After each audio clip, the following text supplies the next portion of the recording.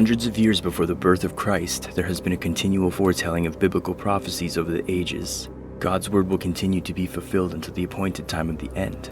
The study of apocalyptic prophecy remains an area of specific interest for we, as this generation draws near to the time of the last days. I understand that not all of us will see eye to eye on interpretations and what they mean, and in some cases we can simply agree to disagree. However, this is how I understand these scriptures to read and what certain verses reveal in their intended context. This is a compilation of notes I have written over the years, as well as additional supporting notes from other writers on the topic of eschatology.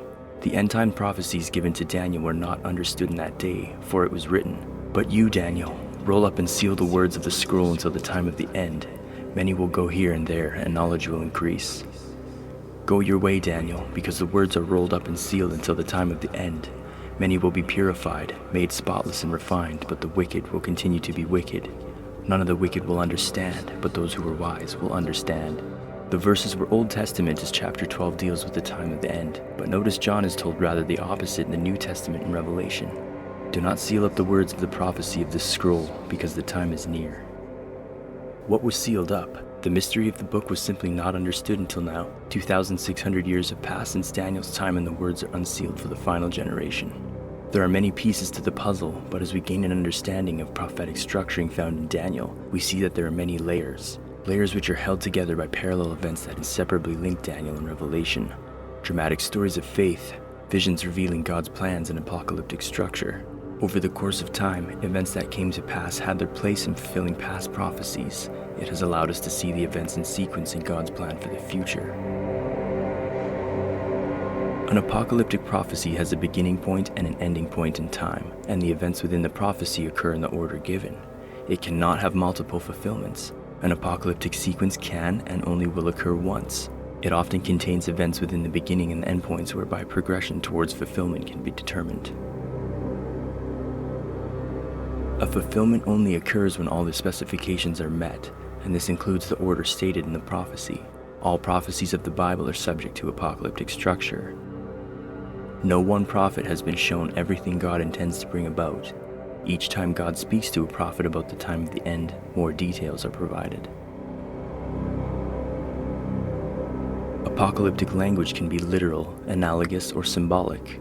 However, to reach the intended meaning of the passage, one must consider the context, the use of similar language in the Bible, and relevant statements that define a symbol. For example, John begins Revelation writing, "The revelation of Jesus Christ, which God gave to him to show his servants what soon must take place." This is intended to be understood by those of the final generation in the last days, for in the Apostle John's day, soon take place couldn't mean 2,000 years into the future. When a prophecy becomes present truth, the language of the prophecy must be taken as literal or analogous, unless it is clearly symbolic. If it is symbolic, relevant scripture must explain the symbol. The presence or absence of the Jubilee calendar determines how God measures time. We find examples of this throughout the book of Numbers, Ezra, Ezekiel, and Daniel. When studying scripture with these points in mind, we can discern what is being revealed in Daniel and what John is writing in Revelation. As we continue, the story will unfold and the pieces will fall in place. The study of apocalyptic prophecy requires time and perseverance, but again, we must allow the Bible to interpret itself and stray from drawing our own conclusions. The books of Daniel and Revelation reveal detailed events to come in their respective sequence on divine authority from the throne in heaven.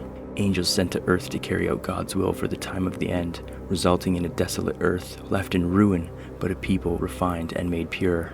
The world is nearing a time of devastation, and many are unaware. Thus, understanding these events, how and why they must take place, will prepare us for the time of great tribulation spoken of by Jesus in the book of Matthew. "For then there will be great tribulation, such as not been from the beginning of the world until now, no, and never will be.